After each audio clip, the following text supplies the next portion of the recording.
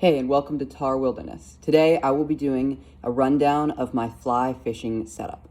This is my rod. It is a White River Cricket. It is an 8-foot long rod, so it's shorter, definitely on the shorter side.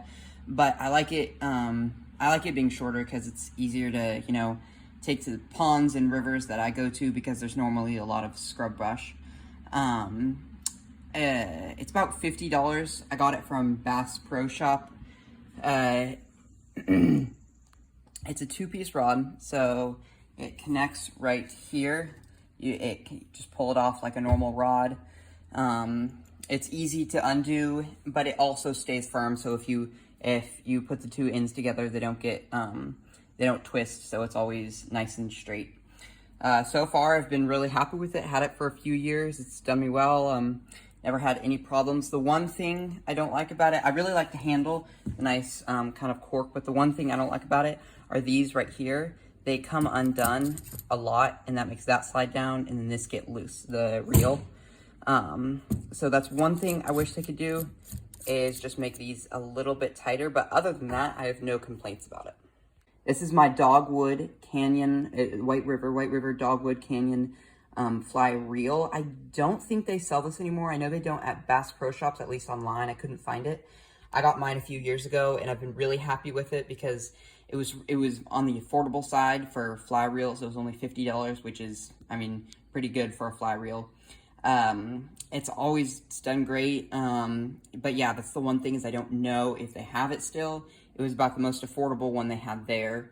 But yeah, it's a great rod, great reel. I don't have any complaints about it. I love the way it looks with the kind of mustard almost color of that, together with it's a gray, it's like dark gray with a little bit of brown. But yeah, so far I've been really happy with it, really happy with the setup overall. As far as the leader goes on it, I run about an 8 to 9 foot leader, just so I have a little bit of wiggle room. If I do 9 foot, then I can get it down a half foot and it's still fine.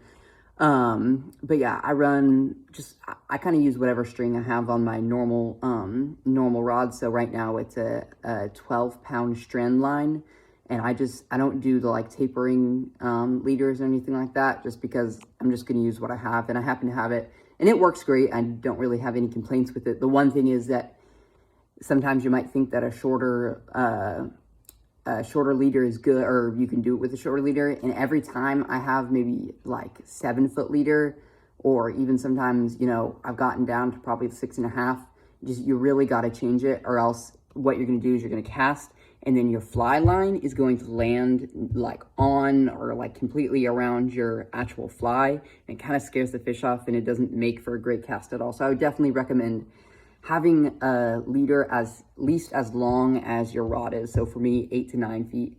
And for a normal rod, I think are 9 feet. So a 9-foot leader.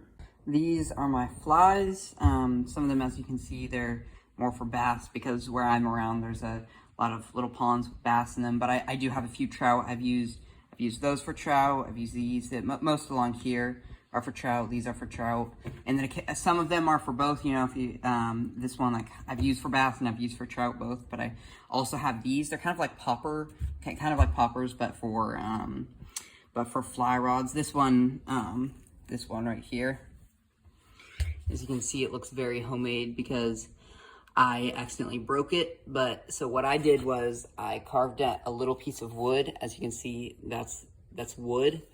I painted it and I glued it, and I think it's just glue, and I used it, put it on the hook, and it actually works great. I think I've actually caught fish with it, and it held up fine. So, if you don't have flies, you can always just, impromptu something. Anything that looks like a fly, then that'll probably do great. But yeah, this, my box, I had a box before, but it didn't close well. So I actually got this for Christmas. My sister got it for me. I love it because it's, nice, open and big, easy to open and close, but it also stays closed fairly well. It's also magnetic, so as you can see, you can't hold it upside down, but anything like that, they'll stand fine. Just gives it kind of more security, and it's not, like I said, not too strong of a magnet, so you can move them around, pick them up fine, but it's just enough to where you can say if you want to close it and show like that, it does completely fine.